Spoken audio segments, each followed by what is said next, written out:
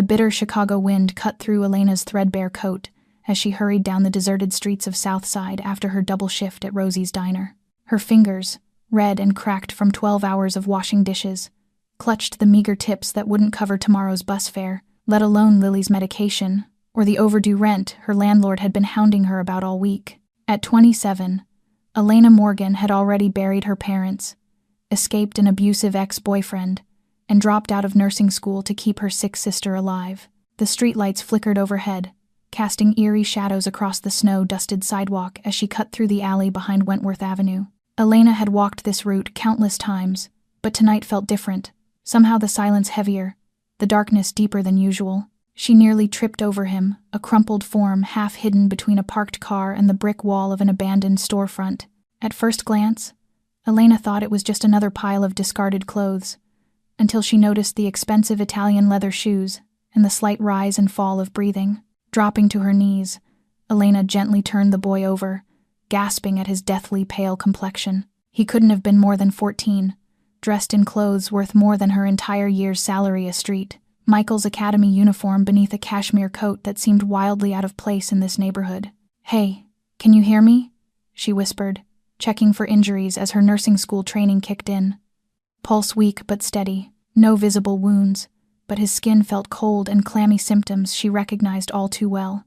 Rummaging through his pockets for identification or medication, her fingers closed around a sleek smartphone with a case that probably cost more than her weekly paycheck. The lock screen showed only one emergency contact. Papa, not a name, just that single word that would change the course of her life forever. Her finger hovered for just a moment before she pressed call, heart pounding as it connected almost instantly. Luca, a deep voice with a distinct Italian accent, responded, somehow managing to sound both concerned and threatening in that single word. This isn't Luca," Elena replied, her voice shakier than intended. "My name is Elena. I found a boy collapsed on Wentworth Avenue near 35th Street. I think this is his father's number." The silence that followed was so absolute that Elena thought the call had dropped, until she heard the faint sound of rapid breathing on the other end. "Is he breathing?" the man finally asked, his voice now hard as steel. All pretense of calm completely vanished. "Yes, but he's unconscious. I think it might be hypoglycemia. I was a nursing student and he's showing all the signs of severe low blood sugar," Elena explained, automatically falling into the clinical tone she'd practiced during her hospital rotations. "Do not move him. Do not call anyone else." The man's voice transformed into something that made Elena's blood run cold. "I'll be there in 8 minutes. Stay exactly where you are and keep him warm." Exactly 6 minutes later, Elena heard the purr of expensive engines as 3 black SUVs with tinted windows glided to a stop at the curb. 4 men emerged in perfect synchronization, 2 taking positions at each end of the alley, while the third scanned rooftops with practiced precision. The fourth approached with purposeful strides that spoke of absolute authority. Even from a distance, Elena could feel the power radiating from him, tall and imposing in a tailored Italian overcoat that couldn't quite conceal the bulge of what she instinctively knew was a shoulder holster. His features were sharp and aristocratic, dark hair silvering at the temples, a faint scar cutting through his left eyebrow.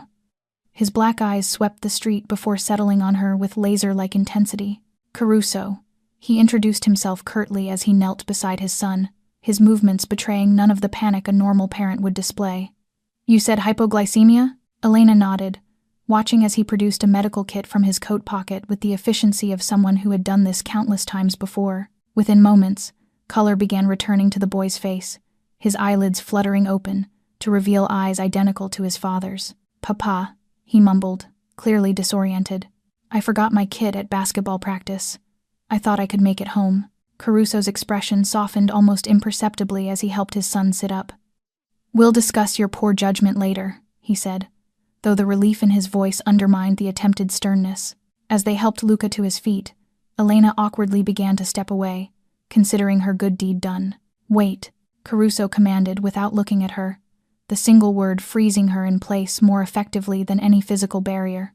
"Thank you for helping my son," he said, finally turning to face her fully, his penetrating gaze seeming to catalog every detail of her appearance, the faded uniform beneath her threadbare coat, the exhaustion etched into her features, the old bruise on her wrist she thought she'd hidden, and the determination in her eyes despite it all. "Anyone would have done the same," Elena replied, though they both knew that wasn't true. Not in this neighborhood, not at this hour, not for a stranger who screamed wealth and vulnerability in equal measure. Caruso reached into his pocket, and Elena instinctively stepped back, her pride bristling at the thought of being offered money, or worse, given her history with men who took what they wanted. "I don't need a reward," she said quickly, chin lifting with the stubborn dignity that had carried her through years of poverty, abuse, and loss. "Not a reward," he corrected, extending a business card made of heavy stock paper with nothing but a phone number embossed in silver. "An opportunity. Call this number tomorrow morning at 9. I have a proposition for someone with your medical knowledge and moral character." As the convoy of SUVs disappeared into the night with Luca safely inside, Elena stood alone on the street corner, the expensive business card feeling impossibly heavy in her hand. She thought of Lily waiting at home, coughing through another sleepless night. She thought of Marcus's threatening texts. She thought of the eviction notice on her door. Something told her that accepting this opportunity would irrevocably change the course of her life. She just couldn't decide if that change would be salvation or destruction. If you're enjoying this story and want to see what happens next, hit that subscribe button and turn on notifications so you don't miss a single chapter. Drop a comment telling us where you're watching from. Your support means everything as we bring these stories to life. The third-floor apartment on Halstead greeted Elena with the familiar creak of rotting wooden stairs and the damp smell that never truly left. She eased the door open as gently as she could, but the rusted hinge still let out a thin, piercing shriek in the middle of the night. From the small bedroom at the end of the hall came Lily's dry coughing, one bout after another, as if her little sister's lungs were trying to force something out that they simply could not. Elena stood motionless in the dark, listening until the coughing softened, until it was replaced by the shallow, steady rhythm of a sleep that never rested. She stepped into the cramped bathroom and opened the medicine cabinet. The pale light from a failing fluorescent bulb fell over nearly empty bottles. Prednisone, 3 pills left. Hydroxychloroquine, enough for 5 days. Pain medication gone since last week. Beside the mirror, a thick stack of bills pressed down on itself like slow-moving death sentences. The hospital bill, 60 days past due. The rent, 30 days past due. A notice that the electricity would be cut in 14 days. Elena closed her eyes and rested her head against the icy wall. 27 years old, and she was exhausted. Exhausted from working, exhausted from worrying, exhausted from fighting a world that seemed determined to grind her down into dust. Her phone vibrated in her pocket. Elena pulled it out, her heart kicking faster when she saw a message from an unknown number. But she knew who it was. She always knew. "I saw you tonight. The alley on Wentworth. You can't hide forever, Elena." Her hands shook so badly she almost dropped the phone. Marcus. 2 years after she had escaped, after the restraining order, after everything, he was still there, still watching, still waiting. He had seen her in the alley tonight, which meant he had also seen the unconscious child, the black SUVs, and the man with eyes sharp as razors. Elena deleted the message with trembling fingers, even though she knew it changed nothing. Marcus would not stop. He never stopped. She pulled the business card from her coat pocket, feeling its weight in her palm. Thick paper, smooth as silk, with only a single phone number stamped in raised silver. No name, no address, just a door leading somewhere she could not see.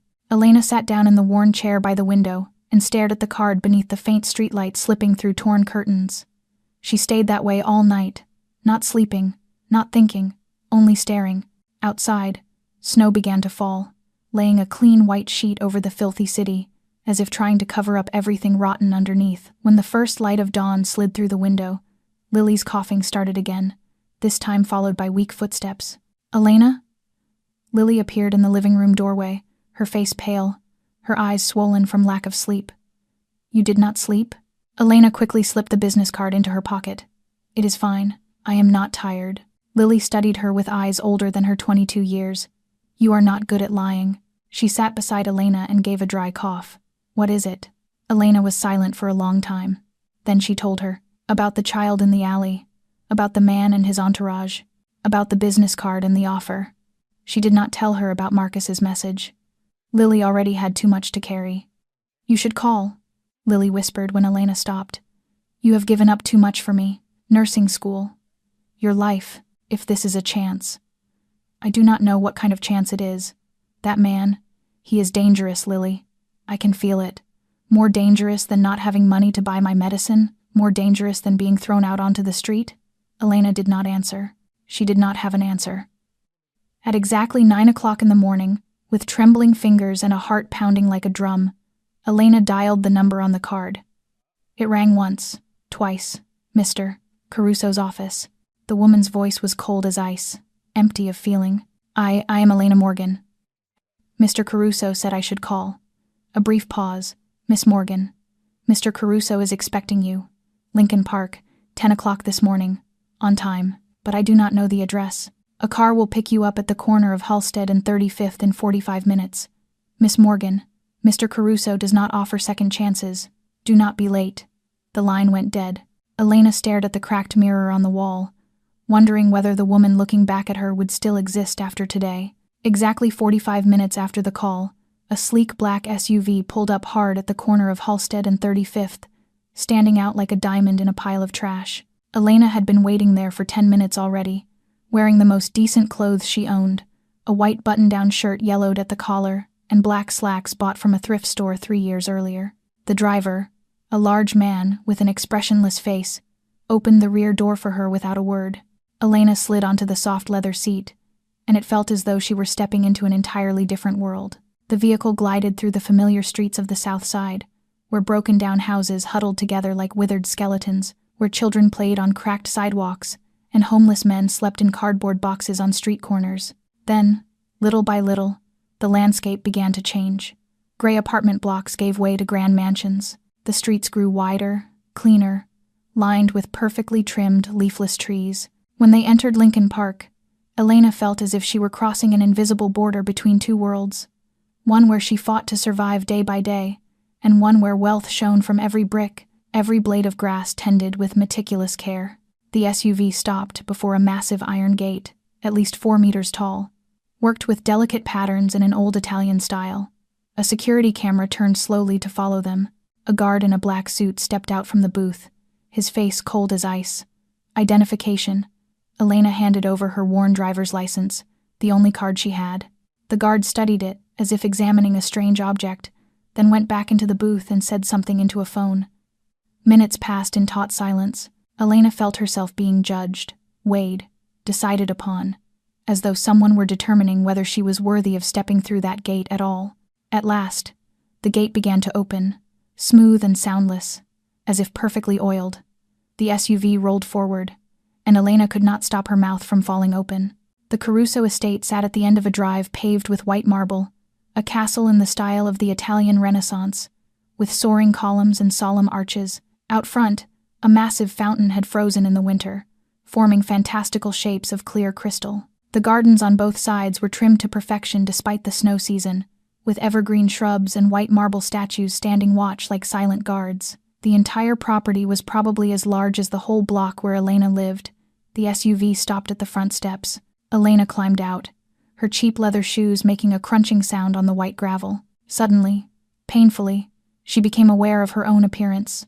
Her frayed coat, her hands roughened from washing dishes, her hair tied back in a hurry. She looked like a country mouse that had wandered into a palace. The huge oak doors swung open before Elena could even knock. A middle-aged man appeared, tall and lean, salt and pepper hair, sharp brown eyes. He wore an expensive gray suit, a gleaming gold watch on his wrist, and he looked Elena up and down with a chill, appraising gaze, as if pricing a cheap piece of merchandise. "Are you here to apply for the cleaning position?" Elena felt heat rush to her face. She knew what she looked like, but the open contempt in the man's voice still stoked her anger. "No." She lifted her chin, her voice steady even as her heart hammered like a drum. "I am here to see Mr. Caruso. He is expecting me." The man raised an eyebrow, his skepticism unchanged. Marco Benedetti, Mr. Caruso's advisor. He did not offer his hand, did not smile, only turned and walked inside. "Follow me." Elena followed Marco through an entry hall as wide as a small square, the polished granite floor reflecting light from a massive crystal chandelier overhead. Classical paintings in gilded frames lined the walls, marble statues stood in alcoves, and a spiral staircase rose to the upper floor like an architectural masterpiece. Each step she took echoed in the hush, reminding her that she did not belong here. Marco stopped before a heavy oak door at the end of the corridor and knocked twice, short and clipped. A warm, low voice came from inside. "Come in, Marco pushed the door open, then stepped aside, gesturing for Elena to enter. The oak door opened wide, and Elena found herself standing on the threshold of a world she had only ever seen in movies. A world where men like Dominic Caruso sat behind ancient desks like kings on their thrones, deciding the fate of everyone around them. Dominic Caruso's office felt like a small museum of power and history. Dark, glossy walnut bookshelves ran along the walls, packed with leather-bound volumes with gold-stamped spines, some of them so old Elena did not dare guess their age. Portraits of men hung above her, faces cut from the same cold stone, one generation after another of the Caruso line, all of them looking down with judgment in their eyes. A massive oak desk held the center of the room, and on it there was only a closed laptop, an expensive fountain pen, and a small photograph that Elena could not make out from where she stood. And behind that desk, Dominic Caruso sat like an emperor on his throne. He did not rise when Elena walked in. He did not nod in greeting. He only watched her with unblinking, bottomless dark eyes, as if he were reading every thought inside her head. Light poured from the large window behind him, turning him into a figure of authority made of shadow, his face half lit and half swallowed by darkness, as if he himself were a blend of two worlds. "Sit down, Miss Morgan." His voice was low and even, not an invitation but a command. Elena sat in the leather chair across from the desk, feeling like a defendant waiting for a sentence. Marco Benedetti remained by the door, arms folded, still staring at her with undisguised suspicion. "My son has type 1 diabetes," Dominic began, his tone empty of emotion, like a man reciting a financial report. "A rare form. His blood sugar swings outside normal patterns, hard to predict and extremely dangerous if it is not monitored 24/7. Last night, you saved his life. I only did what anyone with basic medical knowledge would do." "No." Dominic leaned forward, his gaze cutting straight through her. "You did more than that. You stayed. You did not call the police or an ambulance, even though that would have been the normal reflex. You followed instructions from a stranger over the phone." "Why?" Elena hesitated for a single second. "Instinct. I have reasons not to trust the police." Dominic nodded as if the answer had been exactly what he expected. "The previous nurse for Luca is no longer working for us." The way he said it, with that small pause before the words "no longer," sent a chill down Elena's spine. She did not ask anything more. She did not want to know. "I need a replacement. Someone with medical knowledge, good instincts, and most importantly, morals. $8,000 a month. You will live in this estate, accompany Luca to school, monitor his health everywhere, at all times. In addition, tuition for you to complete your nursing degree will be paid in full." Elena felt as if she could not breathe. $8,000 a month, 10 months of pay at Rosie's diner, enough to pay Lily's hospital bill, enough to buy the medicine, enough to leave the rotting apartment behind and start over. But she was not foolish. "What do you do for a living, Mr. Caruso?" Elena asked bluntly, her voice steady, even as her heart went wild. "Your real work." The room fell into silence. Marco cleared his throat sharply from the doorway, but Dominic only looked at her, and something like respect flickered across his dark eyes.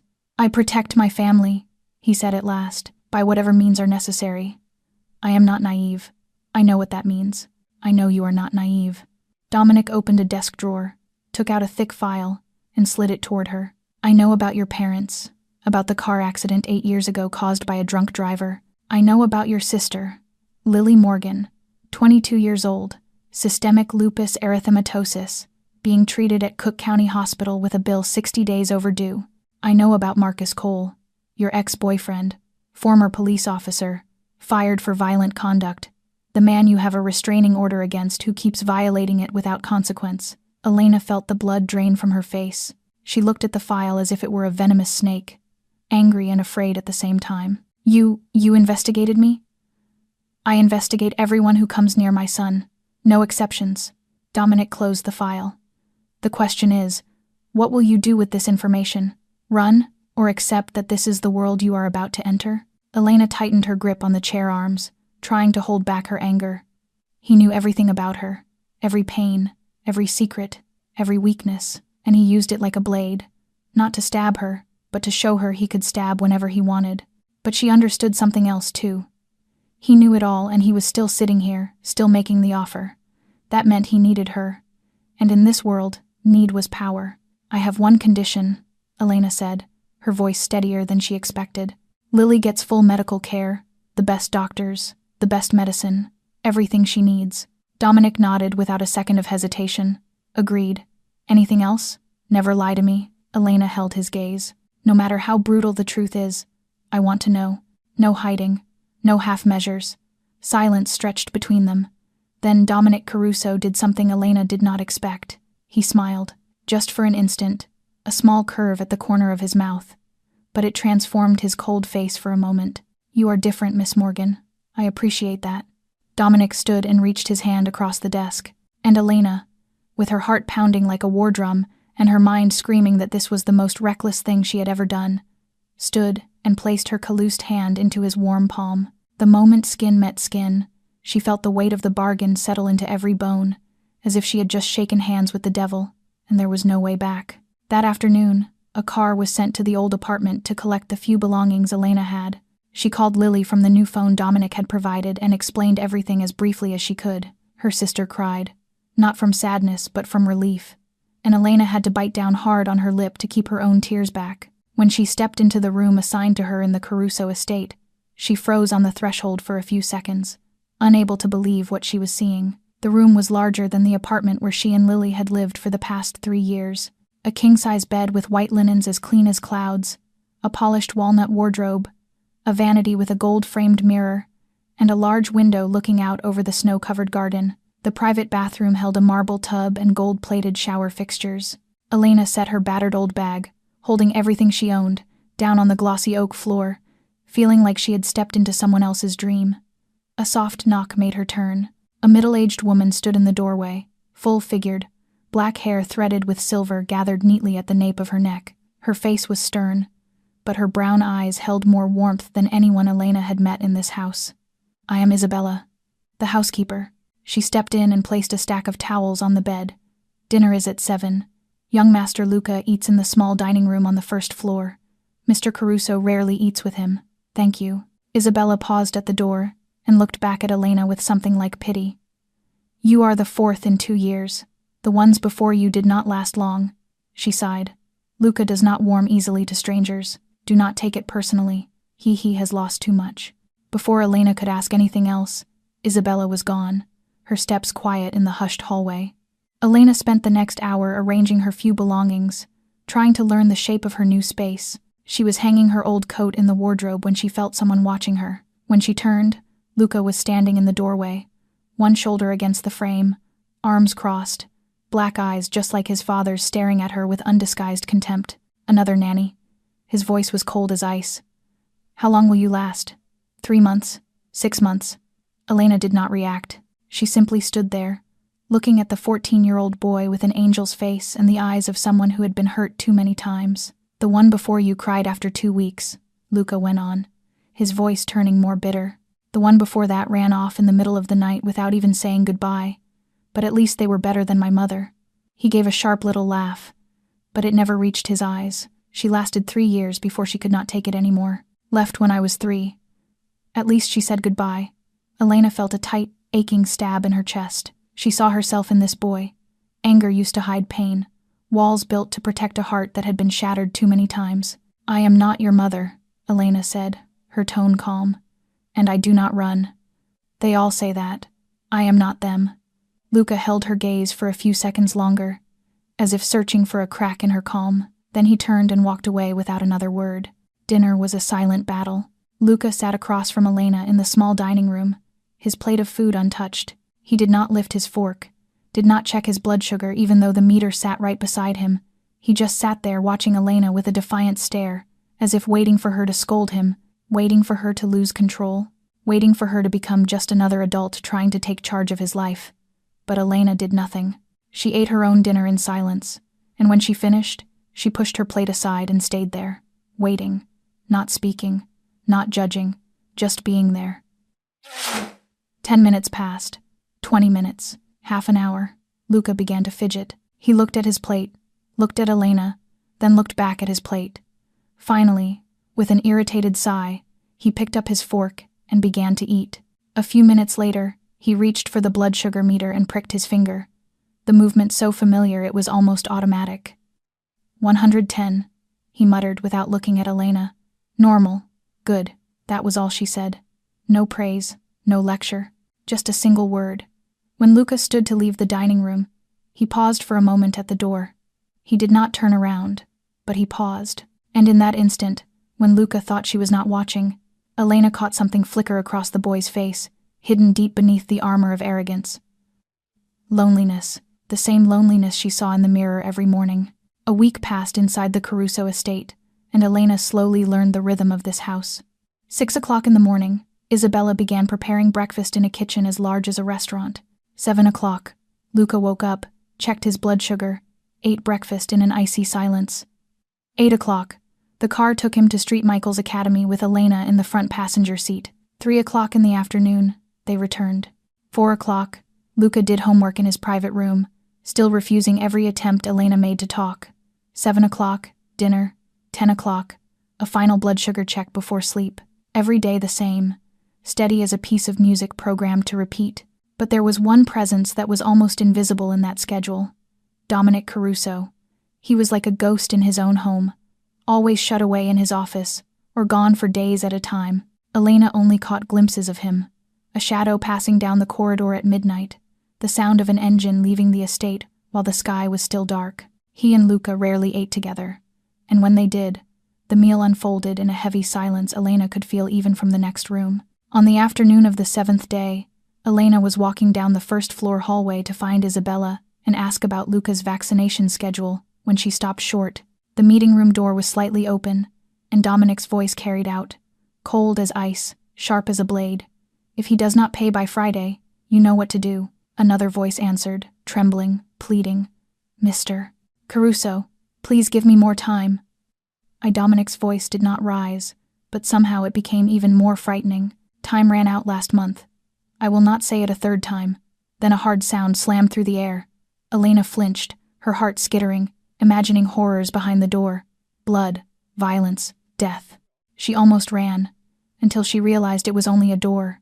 The sound of another door inside the room being thrown shut, quick footsteps, and then silence. Elena moved away fast, not daring to look back, her heart still pounding like it was trying to break out of her ribs. She reminded herself for the 100th time that she had known who he was when she signed that agreement. She had no right to be shocked, no right to be afraid, and yet she was afraid. That night, Elena could not sleep. She lay in the dark, staring up at the unfamiliar ceiling, listening to winter wind whistle through the window.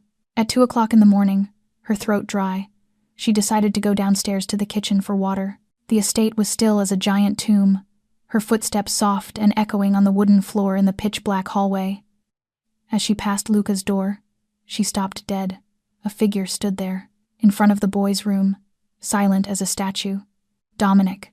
Elena eased back into the shadows and held her breath, survival instinct making her want to disappear. From where she stood, she watched him.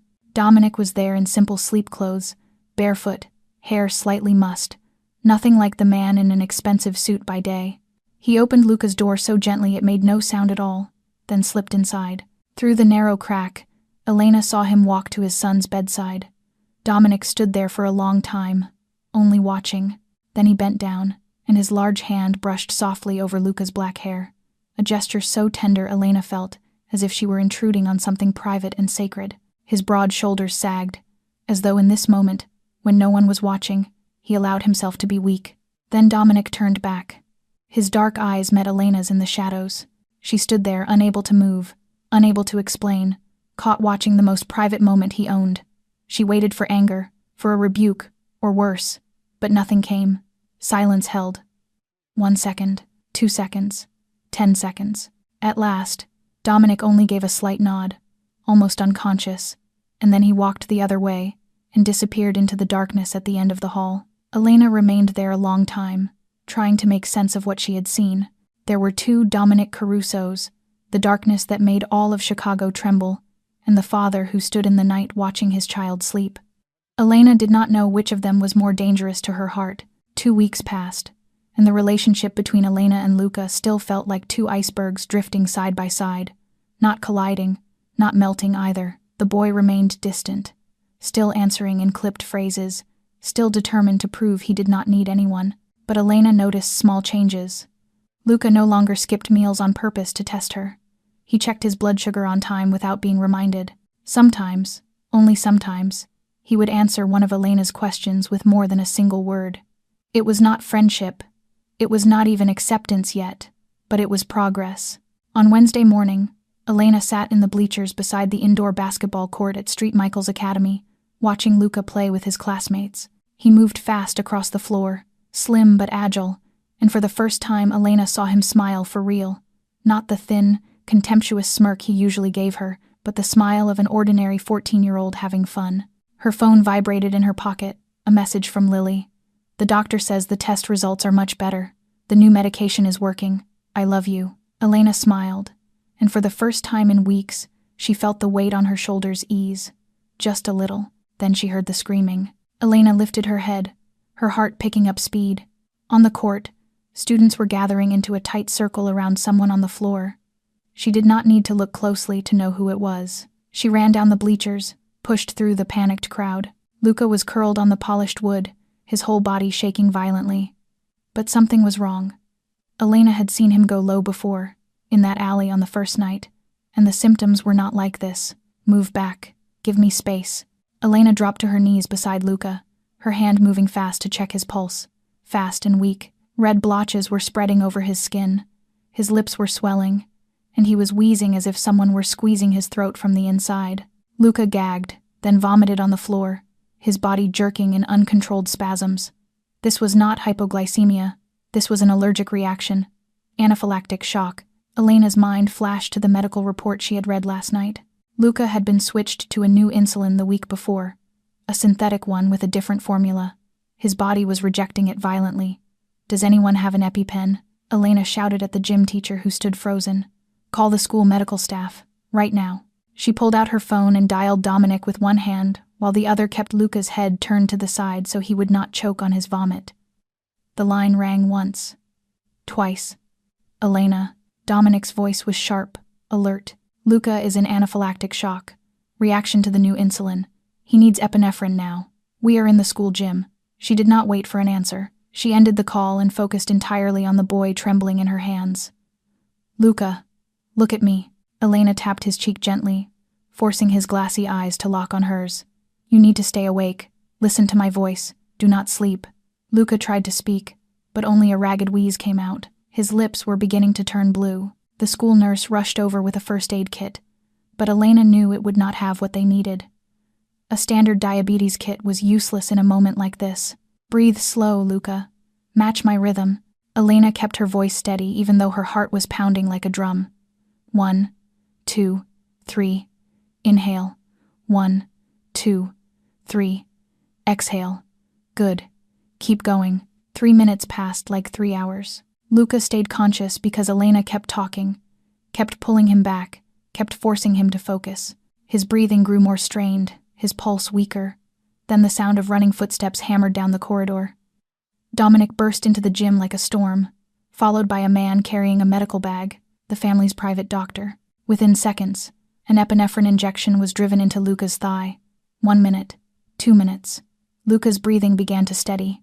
The red blotches started to fade. The boy coughed hard, then opened his eyes, black eyes wide with panic and fear.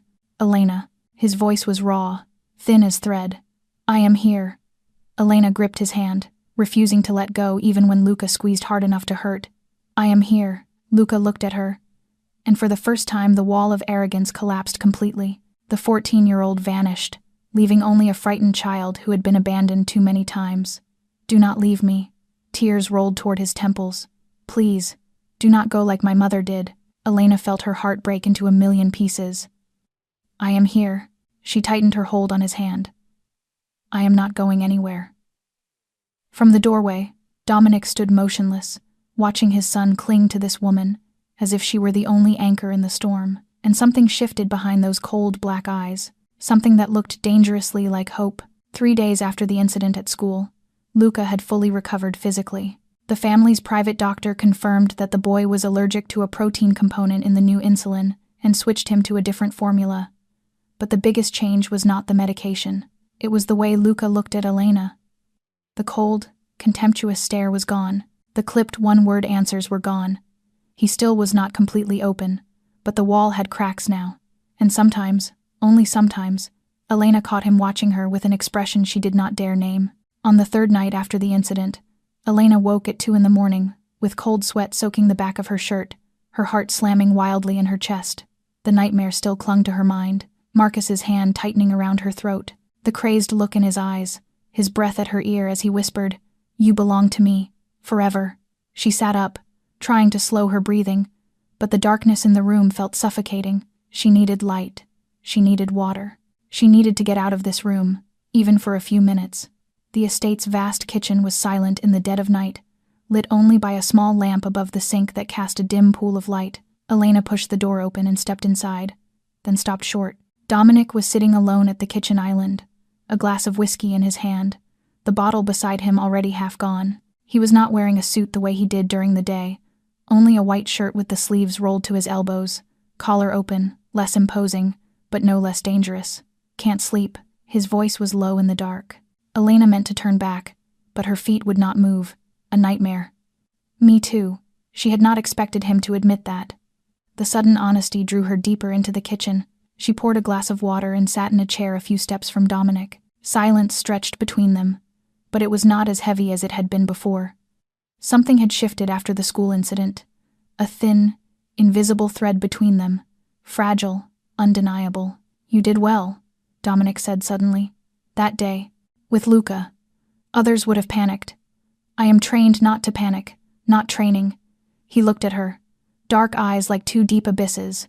"You have faced death before, more than once. I can see it in your eyes." Elena did not answer. She lifted the water to her lips, and that was when she realized she had forgotten to wear the bracelet that covered her scars. Pale white lines crisscrossed her wrist, not self-inflicted, but from rope, from the times she had fought to get free of Marcus's control. Dominic saw them. Of course he did. Nothing escaped those eyes. "Tell me," he said. Not a demand, not an order, only a quiet invitation. And Elena, for reasons she could not explain, began to speak. She told him about Marcus Cole, about how they met after she had lost her parents, when she was weak and lonely, about how he was kind at first, then slowly became controlling, isolating her from friends, from family, about the first time he hit her and said it was her fault, about 2 years of hell, when she became the shadow of herself, about the night he almost killed her, his hands around her throat, his eyes gone mad, no longer the man she had once loved, about the shard of broken glass she used to defend herself, blood across the floor, about the 911 call and the police arriving 40 minutes late, about Marcus's former colleagues covering for him, about the restraining order being nothing but useless paper, about the threatening messages that still came with steady regularity every week. Dominic stayed silent through the whole story. He did not interrupt. He did not judge. He only listened, his jaw clenched so hard Elena could see the muscle jumping beneath his skin. "What is his full name?" Dominic's voice sounded like a blade being sharpened on stone. "It does not matter anymore. I got out. To me, it does." Dominic lifted his hand, slowly, as if he were trying to hold himself back. His fingers came close to her cheek, so close Elena could feel the warmth radiating from him. Then he pulled away and curled his hand into a fist on the table. Tense silence filled the kitchen. "You are afraid of me," Dominic said. It was not a question. Elena met his eyes without blinking, without backing down. "I am afraid of what I feel when I am near you. That is different." 2 weeks after that night in the kitchen, the relationship between Elena and Dominic remained a gray space no one dared to define.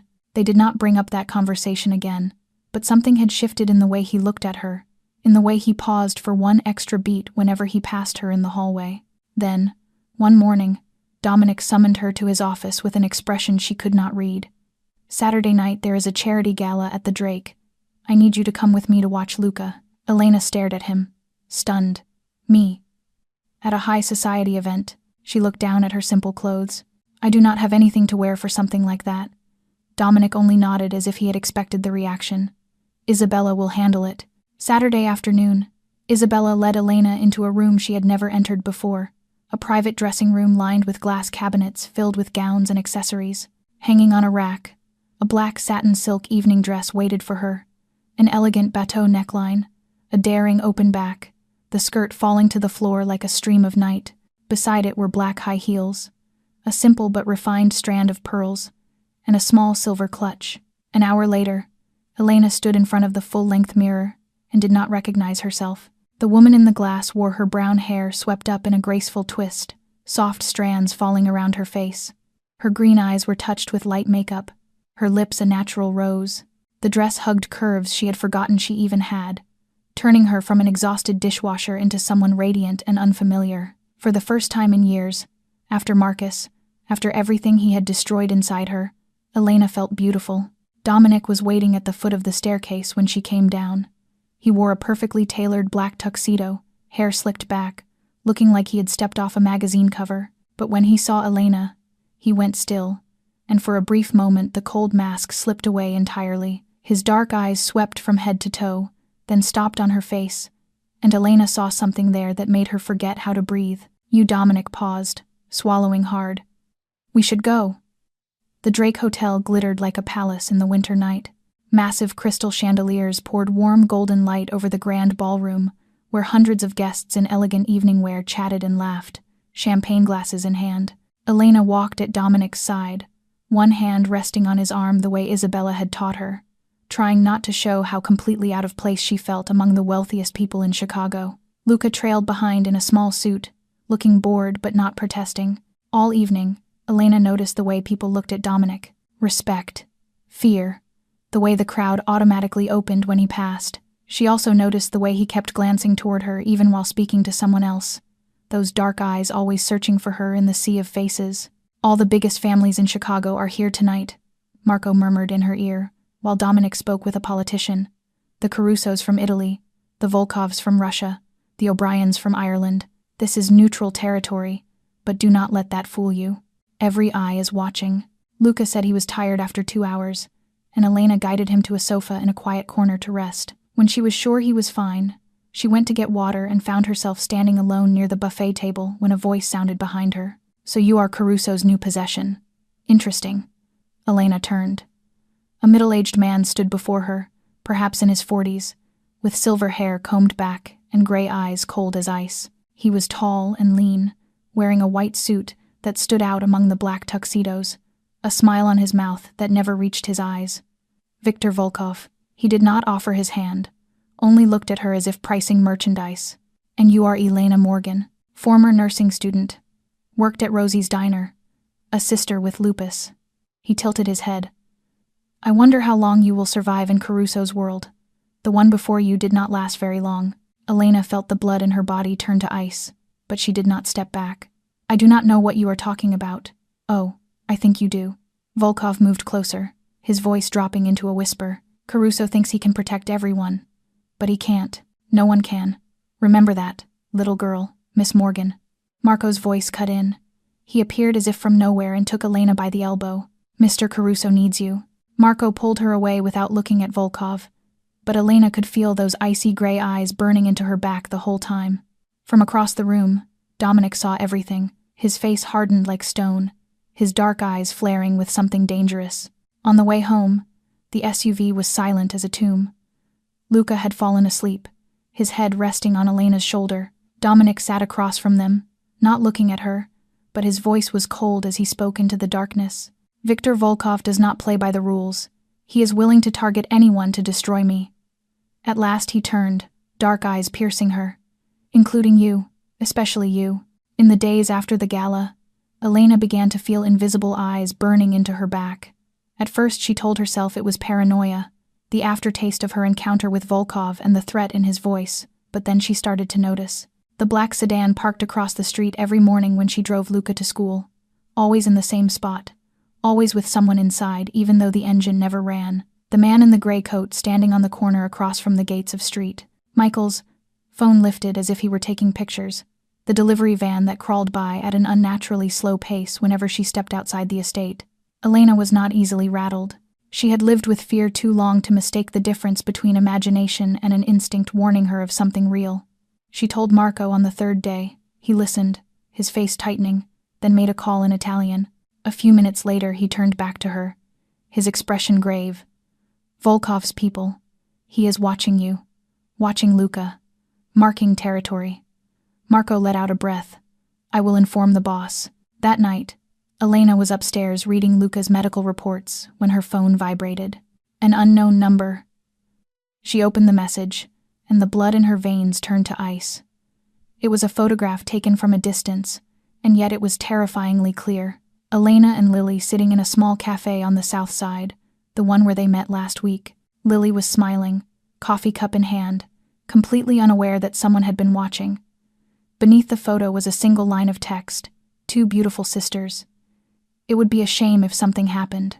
Elena called Lily at once, her heart pounding until she heard her sister's voice on the other end. Lily was safe.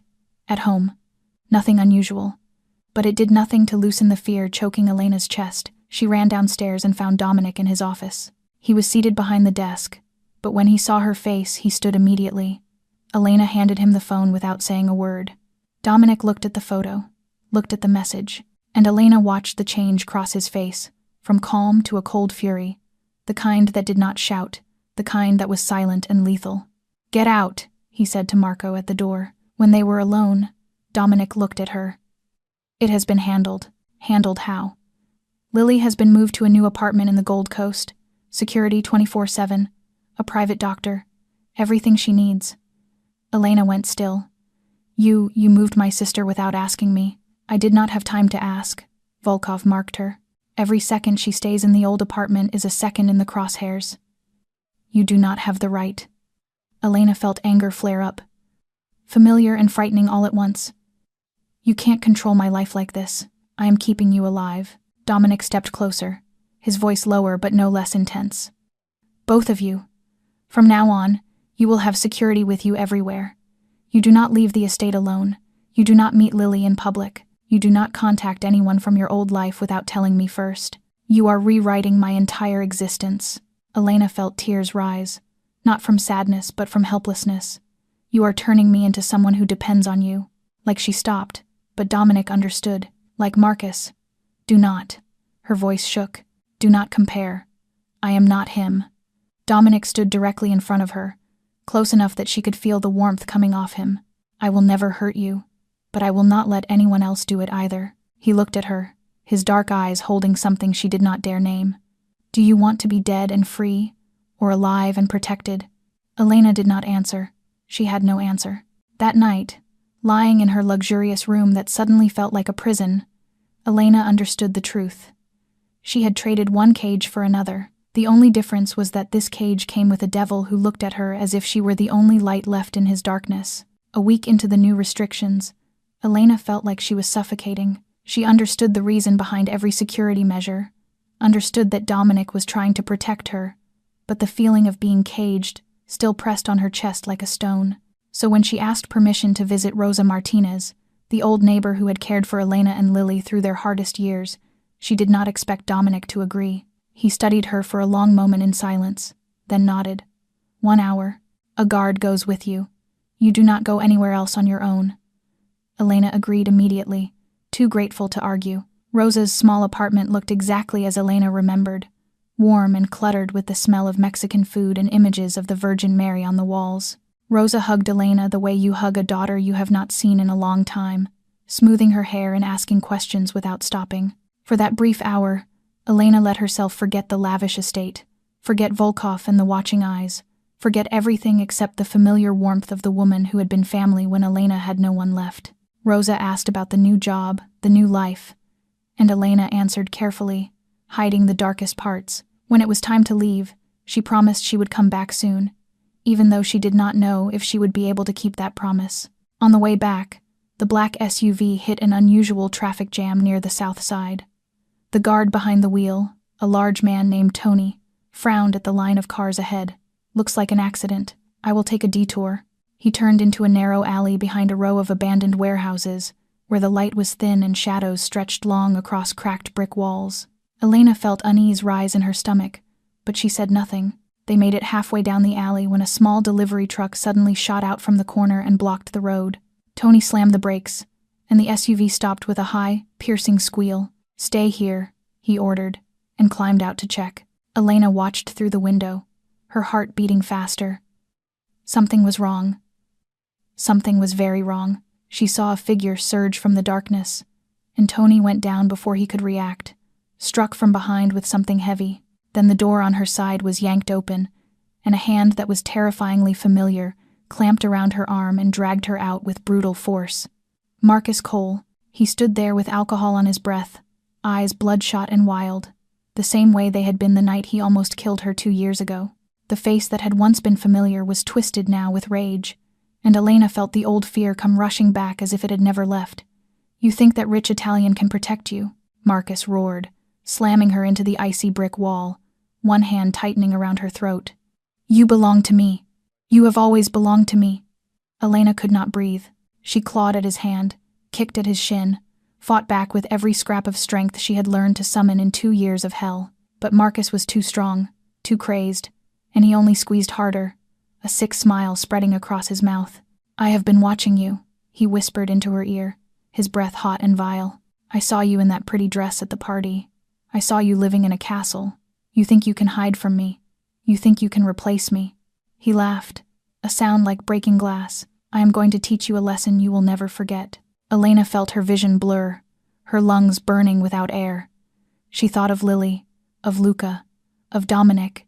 She could not die here. Not by his hands. Not like this. Then, suddenly, the pressure on her throat vanished. A man in a black suit appeared as if from nowhere and drove his fist into Marcus's face with enough force to send him stumbling back. Before Marcus could recover, the man took him down to the ground and snapped handcuffs behind his back with the clean, practiced movements of someone trained. Elena slid down the wall and collapsed onto the filthy pavement, her whole body shaking out of control. A backup vehicle.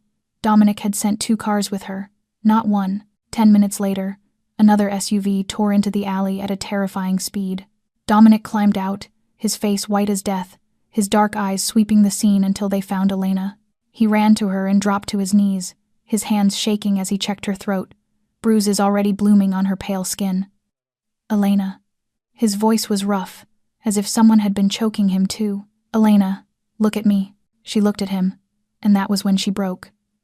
In the car on the way back, Elena finally collapsed. The tears she had held back for years poured out like a broken dam, choking sobs ripping through the silence. Dominic said nothing. He only took her hand in his and held it tight the entire ride home. "No one touches you again," he whispered, his voice like an oath carved in stone. No one. The next morning, Elena woke in her room with no memory of how she had gotten back here. She lay there for a long time, staring up at the familiar ceiling, trying to piece together the scattered fragments from the night before. The dark alley, Marcus's hand around her throat, tears in the car, Dominic's hand gripping hers. Then everything turned hazy, as if her mind had protected her by erasing the most painful parts. Her throat ached when she tried to swallow, and she knew that if she looked in the mirror she would see finger-shaped bruises Marcus had left behind, a sick mark of possession. A soft knock startled her. "Elena." Luca's voice came through the door, nothing like his usual coldness. "Can I come in?" Elena pulled the blanket higher to hide her neck before she answered. The door opened, and Luca stepped in carrying a breakfast tray. Toast, eggs, orange juice, and a small flower tucked into a glass cup. He set the tray on the table beside the bed, then sat on the edge of the mattress and looked at her with real worry in his eyes. "Are you okay?" His voice was quiet, nothing like the bitterness she had grown used to. "Dad told me what happened." Elena felt her heart soften. "I am okay, Luca. Just a little sore." Luca stared down at his hands. "I'm sorry. About what I said at first. About you running away." He looked up, eyes wet and red. "You did not run. Even when someone tried to hurt you." Elena reached out, took the boy's hand, and squeezed gently. They sat like that for a long moment, in a warm silence before Luca left, so she could rest. An hour later, Elena went downstairs and found Dominic in his office. He was seated behind the desk, but he stood the moment she appeared in the doorway. His dark eyes swept over her, stopped at the silk scarf wrapped around her throat to hide the bruises, and turned darker. "What are you going to do with Marcus?" Elena asked bluntly, unwilling to circle around it. Dominic watched her for a long time before he answered. "He will not bother you again." The blood in Elena's body turned to ice. She looked at him, at his hands, at the perfect composure on that aristocratic face. "Did you kill him? You think I killed him? I do not know what you did." Her voice rose higher than she meant it to. "I do not know what kind of man you are. I only know he is gone and you are telling me he will not bother me anymore. So what else am I supposed to think?" Dominic came around the desk and stopped in front of her. Marcus Cole is alive. He took out his phone, opened a video, and held it out to her. But his life is not. Elena looked at the screen. Marcus sat on a chair in a dark room, his face swollen, his eyes panicked. He was speaking, confessing, describing in detail the 2 years he abused her, the beatings, the night he almost killed her, the way he watched her after she escaped. Every word was recorded clearly, in his own voice. This video, along with witnesses, has been sent to the Chicago Police Department, his family, and the 3 largest media outlets in the city, Dominic explained. Marcus Cole was arrested this morning for violating the restraining order, assault causing injury, conspiracy to kidnap, and a long list of other charges. His old friends in the department will not be able to shield him this time. Not when the whole city is watching him confess to his crimes. Elena did not know what she was supposed to feel. Relief, gratitude, fear. You asked me not to kill him, Dominic went on. So I destroyed him instead of killing him. His reputation, his freedom, his future. He will rot in prison while the whole world knows what he is. Why? Elena whispered. Why did you listen to me? Dominic stepped closer. Close enough that she could feel the heat coming off him. Close enough that she could see tiny flecks of gold inside those dark eyes. Because you asked. His voice roughened, and I realized that I can't refuse you anything. The air between them thickened. Elena saw Dominic's gaze drop to her mouth, then lift back to her eyes. He leaned in, slowly, giving her time to move away if she wanted to. She did not. Her heart hammered as the distance between them closed. Then Dominic stopped. Just a few centimeters from her lips, he stopped. I will not take what is not freely given. His voice was raw, like sandpaper. Never. That is not who I am. He stepped back, leaving a cold space between them. Elena stood there, breathing hard, realizing the most dangerous thing about Dominic Caruso was not his capacity for violence, but his restraint, and the way he looked at her as if she had the power to destroy him completely. 2 weeks after the incident with Marcus, life inside the Caruso estate slowly found a new rhythm. A rhythm Elena had never dared to dream of. Marcus Cole was rotting in Cook County Jail awaiting trial, with evidence piled high enough to make sure he would not see the light of freedom for many years to come. Lily was recovering well on the new medication with a private doctor in a secure Gold Coast apartment, her cheeks looking rosier every time they video called. Rosa had been moved into a cleaner, warmer apartment, with a full year of rent paid in advance by an anonymous benefactor Elena knew exactly how to name. For the first time in years, she did not wake with dread pressing on her chest, did not count coins to see if there would be enough for medicine. But the biggest change came from Luca. The boy no longer called her Miss Morgan or Nanny with contempt in his voice. One morning, when Elena drove him to school, Luca turned back and waved, calling out, "Bye, Ellie," as naturally as if he had said it his whole life. Elena stood frozen, her heart racing with emotion, watching the car until it disappeared beyond the gates. Dad smiles more now, Luca told her a few days later, while they sat together working on homework. He did not look up from his notebook, but there was real wonder in his voice. I mean, he really smiles. I do not think I have ever seen that before. Elena did not know how to answer, so she stayed quiet, pretending to focus on the math problem in front of her while her heart beat out of rhythm. That evening, for the first time in years, all 3 of them ate dinner together in the small dining room instead of the main dining hall that was too large and too cold. Elena had offered to teach Luca how to make pasta, and he agreed with an eagerness he tried to hide. They stood side by side in the kitchen while Elena showed him how to knead the dough, roll it thin, cut it into strands. Luca concentrated so fiercely his tongue stuck out just a little as he tried to cut perfectly straight lines. "My mom used to make this," he said suddenly, his voice smaller. "I do not remember much, but I remember the smell. I remember her at the stove and me on a high chair watching." He paused, his hand trembling on the knife. Then she was not there anymore. Elena placed her hand on his shoulder, and that was all it took. Luca turned and buried his face against her shoulder and cried, not the loud crying of a child, but the silent, choking sobs of a boy who had been holding it in for too long. Elena held him tight, smoothed his hair, whispered words that did not matter, only love. When she looked up, she saw Dominic standing in the kitchen doorway, watching them with eyes she could not read. Their gazes met over Luca's head, and in that moment Elena saw something break inside those dark eyes. Another wall collapsing. That night, after Luca was asleep, Elena and Dominic sat on the second-floor balcony, looking out at the snow-covered garden under moonlight. They drank red wine in a comfortable silence, the kind that did not need to be filled with words. "You have changed this house," Dominic said at last. "Changed Luca, changed." He stopped. "Changed what?" Elena asked softly. He did not answer, only looked at her with a gaze whose meaning she was beginning to understand. Quick footsteps broke the moment. Marco appeared at the balcony door, his face tense. "Boss, you need to talk. Private." Dominic rose and followed Marco inside. 10 minutes later he returned, but his expression was completely different. The softness was gone, replaced by the familiar cold mask. "What is it?" Elena asked. "Nothing. Just work." He was lying. Elena knew he was lying, but she did not press, because she also knew that in his world there were truths she was not ready to face. For the first time in years, the Caruso estate felt like a home, but Elena could not shake the feeling that happiness this fragile was always borrowed, and the debt would come due soon. At 5 o'clock in the morning, Elena jolted awake to an unusual uproar from downstairs. Men's voices, hurried footsteps, doors opening and closing again and again. She threw on a robe and stepped out into the hall, her heart racing with a bad feeling she could not explain. The Caruso estate was never loud like this, especially not at this hour. She moved through the dark corridor, down the staircase, and stopped short at what she saw in the great living room. Dominic stood in the center of it, surrounded by Marco and at least 6 other men she had never seen before, all dressed in black, all wearing the same lethal tension on their faces.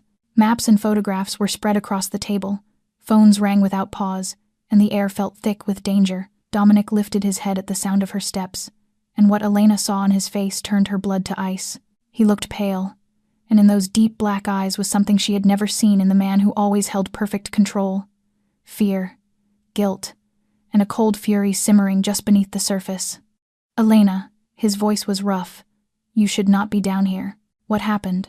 She stepped closer despite Marco's warning look. "Dominic, what is going on?" A tight silence wrapped the room. Dominic watched her for a long moment, then exhaled and held out the phone that displayed a message. Elena read, and the world around her collapsed. A message from an unknown number, along with a photo of Rosa bound to a chair, her mouth taped, her eyes wide with terror. The old woman for the nurse. "Warehouse 17, Pilsen, come alone Caruso. You have until noon." "No," Elena whispered, the phone nearly slipping from her trembling hand. "No, no, no. This is my fault. She has nothing to do with this. This is Volkov's fault." Dominic cut in, his voice sharp as a blade. "Not yours, but she was taken because of me. If you had not saved my son that night, if you were not here, Volkov would still have found another way to strike at me." Dominic gripped her shoulders, forcing her to meet his eyes. "This is a war between me and him. You and Rosa are only pieces he is trying to use." Marco stepped in, his voice tight. "Boss, this is a double trap. Volkov wants you to split your forces. If you go to the warehouse, the estate loses protection, and he hits Luca. If you do not go, the old woman dies, and you lose face in front of every other family." He shook his head, grim. "It is lose-lose. We have to save her," Elena almost shouted. "She is innocent. She cared for me and Lily for years. I can't let her die because of me." Dominic did not speak. He looked down at the map on the table, at the men around him, at Elena. 1 minute passed, 2. The room was so still Elena could hear her own heartbeat. Then Dominic made his decision. "I will go personally." His voice was strangely calm. "With Elena." "What?" Marco exploded. "Are you out of your mind? That is suicide. You are putting both lives in Volkov's hands. They expect me to choose my empire over her people." Dominic looked at Elena, and in those dark eyes she saw something she did not dare name. That is the only scenario they did not plan for. But Marco will stay with the main security team to protect Luca. The estate will be fully sealed. No one in, no one out. Dominic turned to Marco, his voice an order that could not be argued with. "If there is any sign of an attack, you take Luca to the safe house immediately. Do not wait for my command." Marco held his boss's gaze for a long moment, then nodded heavily. "Understood." Half an hour later, when everything had been arranged, Elena stood in the foyer in the dark clothes Dominic had told her to wear. Luca appeared at the top of the stairs, eyes red, and ran down to hug her so tightly she could not breathe. "Come back," he whispered. "Both of you. Promise me." Elena hugged him back and kissed the top of his head. "I promise." Luca turned and hugged his father, and Dominic, the coldest man Elena had ever known, held his son as if it might be the last time. In the car on the way to Pilsen, Dominic placed a small device in Elena's palm. "If anything happens to me, press this button. Get Rosa out. Do not look back." Elena looked down at the device, then up at him, green eyes meeting black eyes in the darkness of the SUV. "I do not need an escape plan. I need you to survive this." Warehouse 17 sat on the edge of Pilsen's industrial district, a hulking red brick building abandoned for so long that its shattered windows looked like empty eye sockets staring down at a parking lot choked with trash and weeds. At 10 o'clock in the morning, the weak winter sun could not lift the gloom that clung to the place. The black SUV was left 2 blocks away, and Dominic, Elena, and 2 of his most elite guards approached on foot, keeping to the shadows cast by the surrounding derelict buildings. The air reeked of rust and old machine oil, mixed with the knife-edged bite of winter wind. Elena tried to control her breathing, but her heart pounded as if it wanted to break free of her ribs. Before they went in, Dominic stopped, drew a small black gun from inside his coat, and placed it in her hand. "You know how to use this?" Elena looked down at the weapon, felt the cold weight of metal in her palm. "Point and shoot. I learn fast." Something flickered across Dominic's eyes, maybe worry, maybe admiration. Then he nodded and led them toward a side entrance. They slipped through a rusted steel door that one of the guards unlocked in silence, stepping into the thick dark inside. Thin light seeped in through broken high windows, forming faint shafts that cut through dust hanging in the air. The warehouse was a massive maze of stacked, corroded shipping containers, creating narrow, lightless corridors where anyone could be hiding. Dominic moved first, gun ready, with the caution and precision of a man who lived with danger as a daily language. Elena stayed close behind him, the 2 guards covering the rear, all of them moving in near-perfect silence. But it was the silence itself that felt most terrifying. No footsteps ahead, no voices, no sentries. As if the entire building were holding its breath, waiting for them to step into the snare. They found the first small room, after about 5 minutes of weaving through the container maze. The steel door was ajar, and when Dominic pushed it wider, Elena felt her heart drop into her stomach. An empty chair stood in the middle of the room, severed rope scattered across filthy concrete, torn strips of tape lay abandoned in a corner. But Rosa was not there. "Are we too late?" Elena whispered, her voice shaking. Dominic crouched, touched the rope, then lifted his head with a fierce, focused look. "It is still warm. She was here minutes ago. They moved her." At that moment, a sound echoed from deeper inside the warehouse, something falling, or someone knocking into metal. Dominic signaled the group toward it. Slower now, even more careful. They passed another row of containers, turned left, then turned right, until they found another door at the end of the passage. Dominic pushed it open, and Elena nearly cried out with relief. Rosa sat there, tied to a metal chair, her mouth taped, but alive. Her eyes went wide with terror when she saw them, and she began to struggle, trying to say something through the tape. Elena rushed to her, dropped to her knees, and started peeling the tape from her mouth, while her other hand worked at the knots in the rope. "Rosa, it is me. I am here. You are going to be okay." Dominic held the doorway, gun raised, eyes sweeping the darkness outside. The 2 guards took positions on either side of him, forming a shield. When the last strip of tape came free, Rosa sucked in a deep breath and whispered, her voice trembling with fear. "It is a trap, Mija. They are everywhere. They are waiting." She did not get to finish. Footsteps rose from every direction, heavy, steady, closing in. Elena looked up and met Dominic's eyes for a brief instant, and she saw he already knew. He had always known it was a trap. He came anyway. "Get her out. Now." Dominic's order was cold as ice. Before Elena could even move, the warehouse erupted into chaos, gunfire cracking out of the shadows from all around them. Chaos exploded like the gates of hell thrown open. Gunfire cracked from every direction, bullets slamming into metal with shrieking impacts, screams and running feet echoing through the warehouse. Elena dropped low, shielding Rosa with her own body, while she fought to get the last rope off Rosa's wrists. One of Dominic's guards went down, blood spraying from his shoulder, yet he kept firing from the floor. Dominic moved like a lethal ghost, precise and ruthless, every shot finding a target in the darkness. "Go." Dominic roared at Elena, his voice cutting through the violence. "I will cover you. East exit, now." Elena hauled Rosa to her feet, slung the older woman's arm over her shoulder, and started running. Rosa was weak after hours bound to that chair, her steps unsteady, but Elena did not slow. They sprinted through the container maze, turning left, turning right, following faded exit signs on the walls. Gunfire still thundered behind them, and every shot felt like a blade driven into Elena's heart. She did not know if Dominic was alive.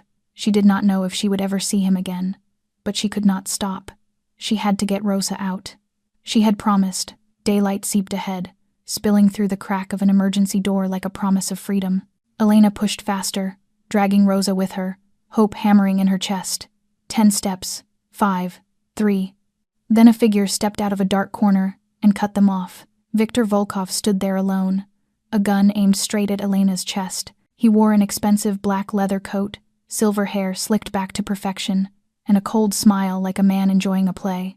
His icy gray eyes swept over Elena, then lingered on her face with a sick fascination, the famous nurse. His voice was sweet as honey laced with poison.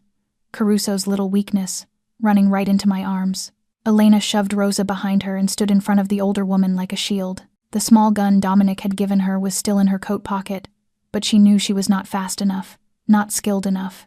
If she reached for it, Volkov would shoot before she could aim, but she did not tremble. She met those ice-gray eyes, and instead of fear she felt a strange calm spreading through her. She had faced death before. She had looked into Marcus's eyes while he strangled her. She had survived. She would survive this too. "You will not shoot me." Her voice came out steady, clear, almost startling in its calm. "I am worth more alive, as a hostage, as leverage." Volkov lifted an eyebrow, surprise flickering before it vanished. Brave, foolish, but brave. He tilted his head, studying her as if truly seeing her for the first time. "Caruso must care about you very much. Let her go. She is innocent. No one is innocent in this world, little girl." Volkov gave a short laugh. "But it does not matter now. Caruso is probably dead." "My men." A single gunshot cracked from the darkness behind Volkov. He did not even have time to turn before Dominic appeared as if from nowhere, stepping out of the shadow between two containers, gun pressed to the side of Volkov's head. Blood streaked Dominic's face, but Elena knew it was not his. Dominic's dark eyes were cold as a frozen hell, empty of everything except lethal focus. "Put the gun down, right now." Volkov stood very still, his weapon still trained on Elena, but the smile had vanished from his face. A taut moment stretched, no one moving, no one breathing. "You targeted my son's health." Dominic's voice was terrifyingly calm, like water before a flood. "You kidnapped an innocent woman. You threatened someone who belongs to me." He stepped closer, the barrel driving harder into the back of Volkov's head. "Any one of those is worth dying for. All 3. That is an eternity of suffering." Volkov did not panic. Instead, he laughed, a cold sound that rang through air stretched tight as wire. "Kill me, Caruso. Kill me and my men will tear this city apart. Kill me and you start a war you can't win." He kept his gun aimed at Elena even though he knew Dominic could fire at any moment. "You think you have won. You only brought 3 men in here. I have 20 surrounding this warehouse." As if to prove it, gunfire erupted again from outside, violent and relentless. Elena felt her heart sink. They were trapped. Even if Dominic killed Volkov, they would never make it out with 20 shooters waiting. She looked at Dominic, searching his face for fear, but she found nothing except a deadly calm. Then, without warning, the gunfire outside stopped. Total silence. Not a single sound. As if the whole world had stopped breathing. The warehouse's main doors burst open and daylight poured in like a flood, and stepping through the threshold came Marco Benedetti, followed by at least 20 men in black suits, all armed, all wearing the hard, finished expressions of people who had done their job. "The perimeter is secured, boss," Marco reported, calm and professional. "All hostile targets have been neutralized." Volkov went pale as a corpse. The gun in his hand began to tremble as he turned his head toward Marco's men, then back to Dominic, and finally understood the truth. He had been played. His trap had become his own. "You think I would come here without a contingency plan?" Dominic said at last, his voice like ice melting in hell. "I knew it was a trap the moment I received your message, but you were right about one thing. I can't let innocent people die because of the war between us." He stepped closer, the barrel still pressed to Volkov's head. "So I came. But Marco and my main force came too. You just did not see them." Elena looked at Marco, then back at Dominic, fitting the pieces together. When Marco had spoken privately with Dominic the night before, it had not been bad news. It had been the plan. Dominic had known everything. He had just not told her. "Drop the gun," Dominic ordered Volkov, his voice no louder, somehow more terrifying. "Right now." Volkov looked around for a way out, but there was none. His men were down, his allies were not here. He was completely alone.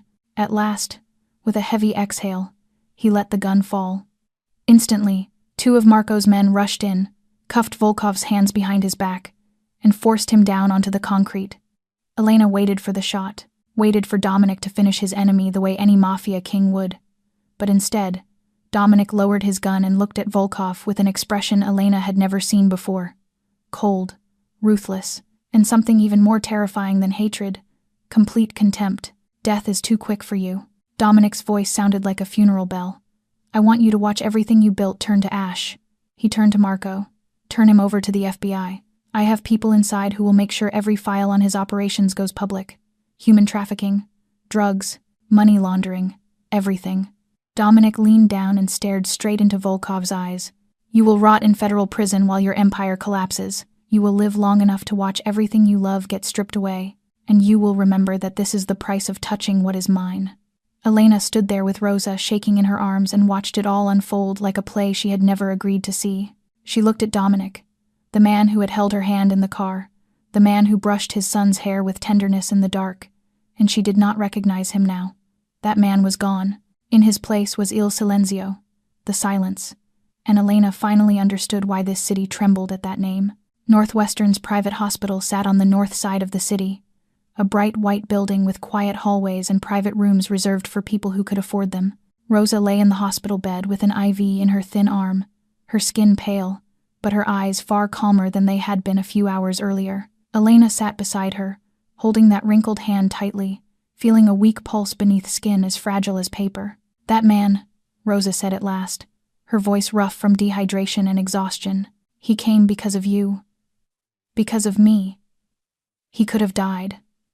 Elena did not know what to say. She only squeezed Rosa's hand harder, stared down at the pristine white sheet, and tried to swallow the lump in her throat. "You love him, don't you?" Rosa asked, old eyes still sharp enough to see straight through her. Elena did not answer. She did not have to. Her silence was answer enough. 2 hours later, when the doctor confirmed Rosa was stable and needed rest, Elena left the hospital in the familiar black SUV. When the vehicle stopped in front of the Caruso estate, she barely had time to step out before a small body slammed into her with enough force to almost knock her over. "I was so scared."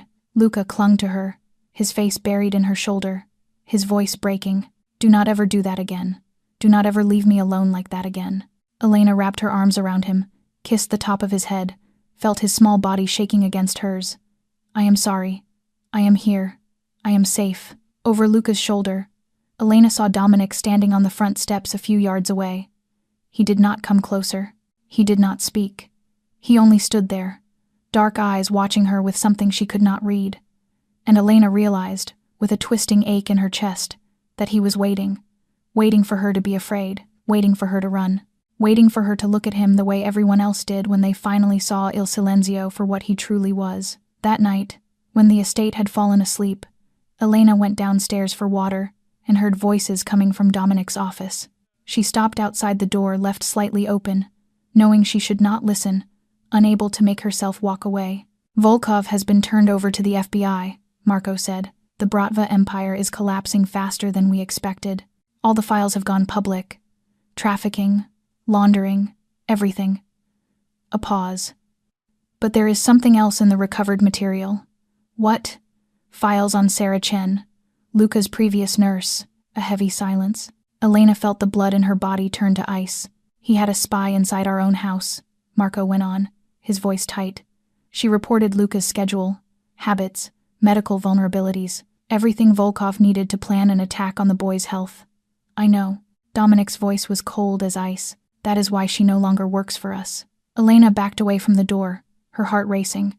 She returned to her room but could not sleep. She lay there staring at the ceiling, fitting the pieces together, and felt a cold truth taking shape in her mind. The next morning she went to Dominic's office.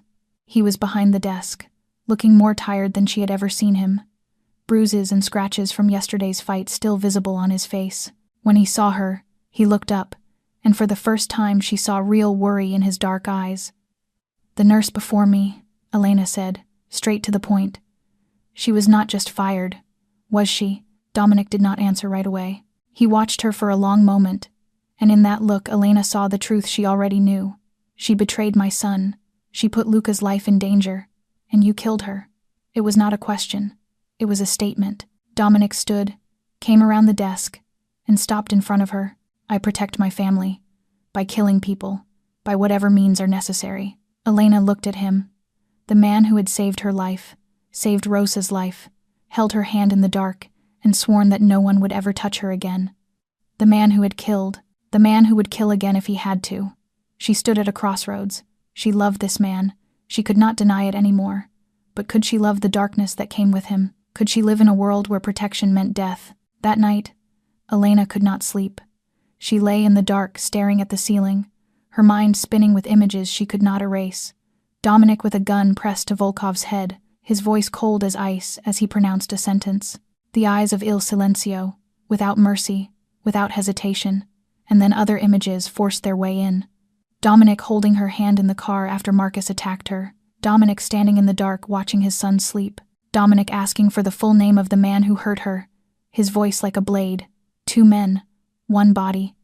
And Elena did not know whether she could love them both. She got up, pulled on her robe, and stepped out of her room with no real destination, only the need to move, the need to escape the 4 walls that were squeezing her. Her feet carried her down the dark hallway, down the stairs, past silent rooms sleeping through the night. She stopped when she saw a thin line of light beneath the door to Dominic's office. 2 in the morning, and he was still awake. She stood there a long moment with her hand on the knob, her heart beating out of control. Then she pushed the door open without knocking.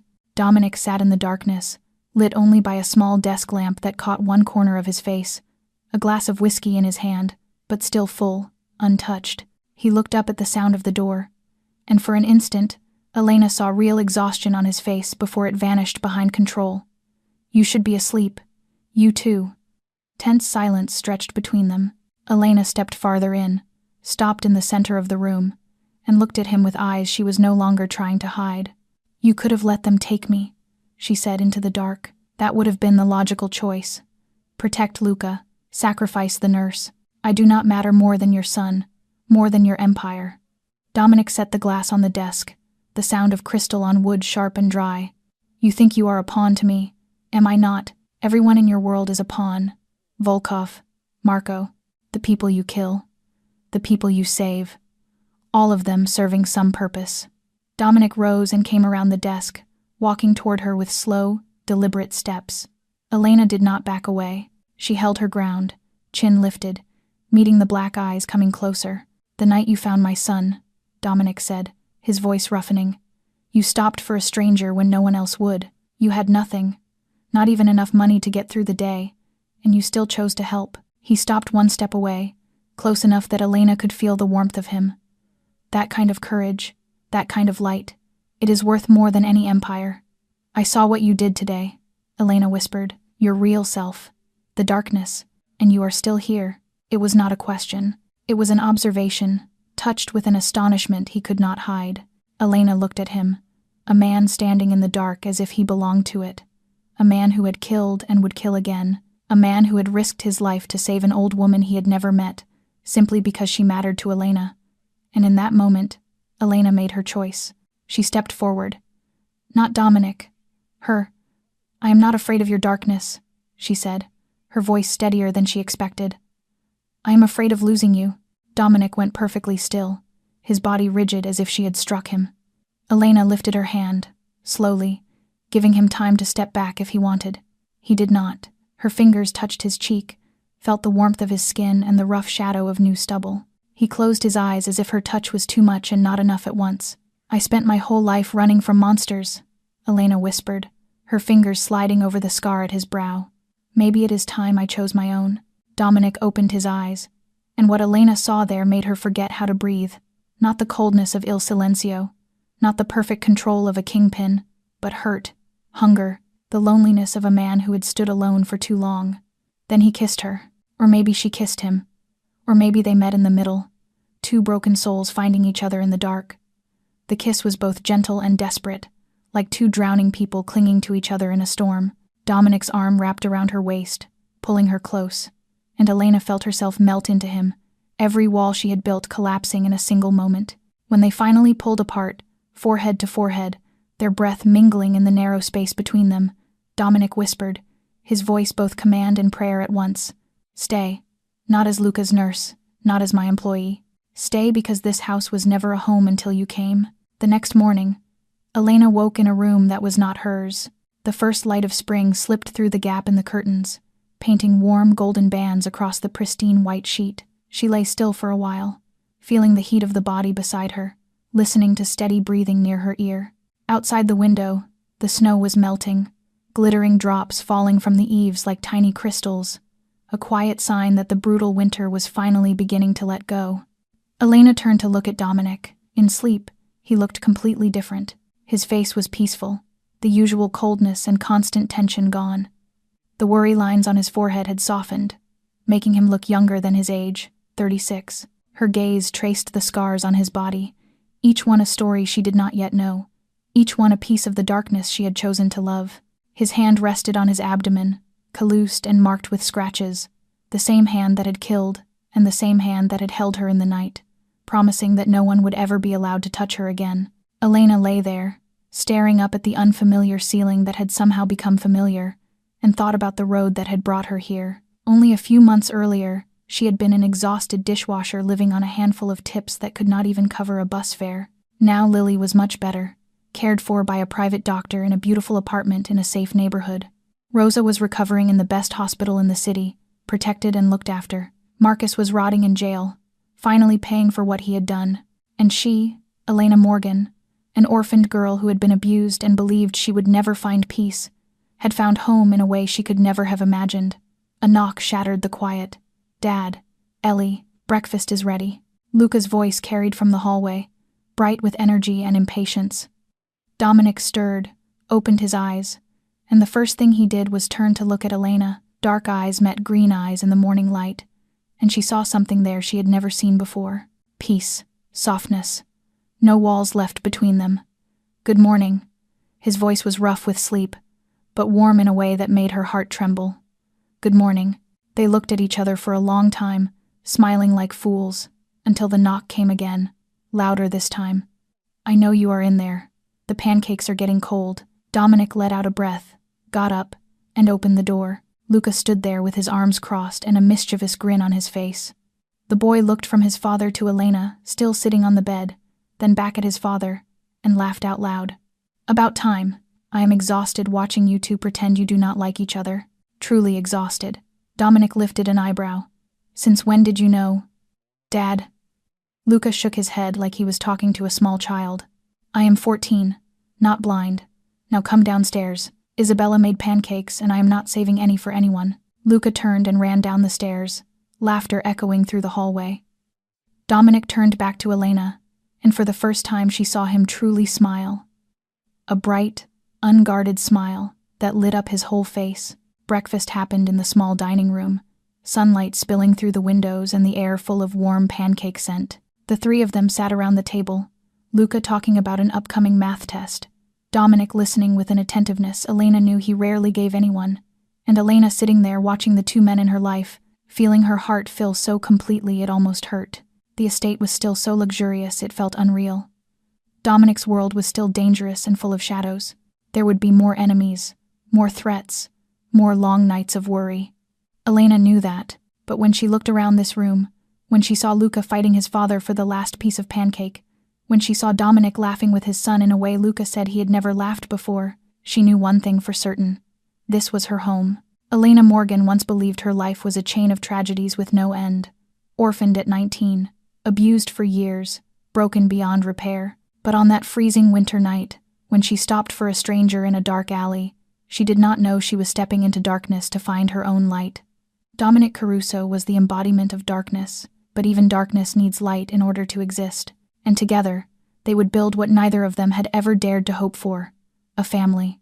The story of Elena and Dominic brings us a profound lesson about life. It is that even when you are in the darkest circumstances, Even when you think life has abandoned you, there is always a glimmer of light waiting at the end of the tunnel. Sometimes the best things come from the most unexpected places. A small act of kindness, like Elena stopping to help a stranger, can change your whole life. And most importantly, true love is not about finding someone perfect.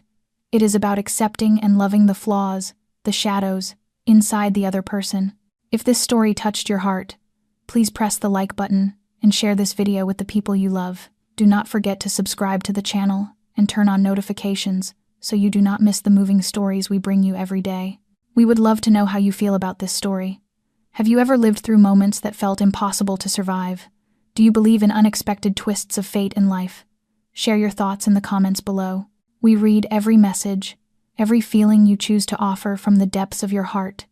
Thank you for staying with us to the very end. We wish everyone watching this video good health, a joyful life,